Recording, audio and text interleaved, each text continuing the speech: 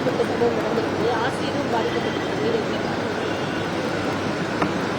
8ஆம் வகுப்பு படிக்கும் மாணவன் கையில் அரிவாளை ஏந்தி வகுப்பறைக்கு வருகிறான் என்பது ஒரு நல்ல அறிகுறி இல்லை. 13 வயது சிறுவன்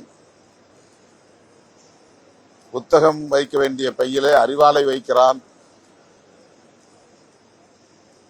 வகுப்பறைக்குள் வந்து ஆசிரியர் முன்னிலையிலேயே இன்னொரு மாணவனை பாய்ந்து வெட்டுகிறான். தடுக்கும் ஆசிரியரையும் வெட்டுகிறான் என்பது உள்ளபடியே அதிர்ச்சி அளிக்கிறது, பெரும் கவலை அளிக்கிறது. அவனுக்கு படிப்பிலே இருக்கிற நாட்டத்தை விட வன்முறையில் நாட்டம் உருவாகி இருக்கிறது என்றால் அதற்கு அவன் மட்டுமே பொறுப்பில்லை. அவனை சூழ்ந்துள்ள சமூக கட்டமைப்பு பொறுப்பேற்க வேண்டியிருக்கிறது. அண்மை காலமாக தமிழ்நாட்டில்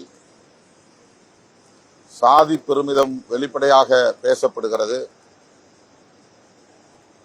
ஆண்ட சாதி என்றும் வீர பரம்பரை என்றும் பல்வேறு சாதியவாத அமைப்புகளால் பகிரங்கமாக பேசப்படுகிறது. அந்த உணர்வு தூண்டப்படுகிறது. பள்ளி மாணவர்களிடையே சாதியம் திட்டமிட்டு வளர்க்கப்படுகிறது. கைகளில் சாதி சார்ந்த அடையாளம் உள்ள கயிறுகளை கட்டிச் செல்வது, சைக்கிளில் சாதி அடையாளங்களை பொறிப்பது, பள்ளியின் பலகைகளில் சாதி சார்ந்த முழக்கங்களை எழுதுவது, இதுபோன்ற கலாச்சாரம் பரவுவதற்கு சாதியவாத மதவாத அமைப்புகளே மிக முக்கியமான காரணங்களாக இருக்கின்றன. அதனால்தான் நாங்குநேரி சின்னதுரை தாக்கப்பட்ட பிறகு தமிழ்நாடு அரசு நியமித்த நீதிபதி சந்துரு ஆணையம் பள்ளிகளில் நிலவும் இத்தகைய கலாச்சாரம் குறித்து தீவிரமான ஆய்வை மேற்கொண்டது. நீதிபதி சந்துரு அவர்கள் தமிழ்நாடு அரசுக்கு விரிவான பரிந்துரை அறிக்கை ஒன்றை சமர்ப்பித்திருக்கிறார். அந்த அறிக்கையின் முக்கியத்துவம் இப்போது உணரப்படுகிறது. எனவே தமிழ்நாடு அரசு நீதிபதி சந்துரு அவர்களின் தலைமையிலான ஆணையத்தின் அறிக்கையை, இந்த பரிந்துரையை பரிசீலிக்க வேண்டும்.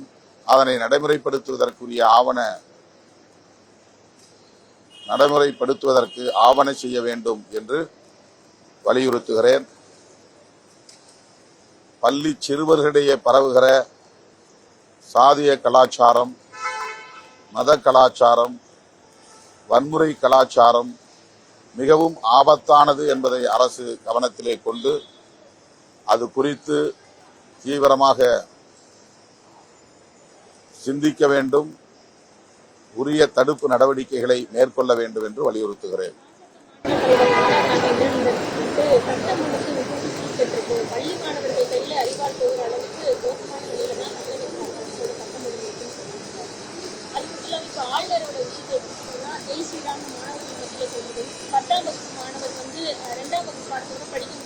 தமிழக அரசோட பாடத்திட்டம் அரசு பள்ளியில் இருக்கு, அவங்க படிச்சு முடிச்சுட்டு 1000 ரூபாய் கொடுத்தா போதுமா அப்படின்ற மாதிரியான தமிழக அரசோட திட்டங்களை விமர்சனம் பண்ணியிருக்காங்க. சமூகத்தில் பரவக்கூடிய இந்த மோசமான கலாச்சாரம், அதற்கு பின்னணியில் இருக்கிற சாதிய மதவாத அமைப்புகள் ஆகியவற்றை பற்றி கவலைப்படாமல் யாவற்றுக்கும் அரசுதான் பொறுப்பு என்கிற வகையிலே இதை வெறும் சட்டம் ஒழுங்கு பிரச்சனையாக பார்ப்பது சரியான ஒரு அணுகுமுறையாக தெரியவில்லை. இது பொறுப்பானவர்களின் கருத்தாகவும் தெரியவில்லை. அரசுக்கும் பொறுப்பு இருக்கிறது என்று சுட்டிக்காட்டுவது அவசியமானதுதான். அரசுக்கு கூடுதலான பொறுப்பு இருக்கிறது என்பது உண்மைதான். தடுப்பு நடவடிக்கைகளில் ஈடுபட வேண்டிய பெரும் பொறுப்பு அரசுக்கு அவசியம் என்பதிலே யாருக்கு மாற்று கருத்தில்லை. ஆனால் ஒட்டுமொத்தமாக இதற்கு அரசு மட்டுமே பொறுப்பு என்பதை போன்ற ஒரு தோற்றத்தை உருவாக்குவது ஏற்புடையதல்ல. நாடு முழுவதும் சாதியவாதம், மதவாதம் வெளிப்படையாக பேசப்படுகிறது. சின்னஞ்சிறு பிஞ்சு உள்ளங்களில் இந்த நஞ்சு திட்டமிட்டு விதைக்கப்படுகிறது. ஜெய் ஸ்ரீராம் என்கிற முழக்கங்களை எல்லாம் கற்றுத்தருகிறார்கள். ஆண்ட பரம்பரை, வீர பரம்பரை என்றெல்லாம் இந்த பள்ளி பிஞ்சுகளின் உள்ளத்திலே விதைக்கிறார்கள்.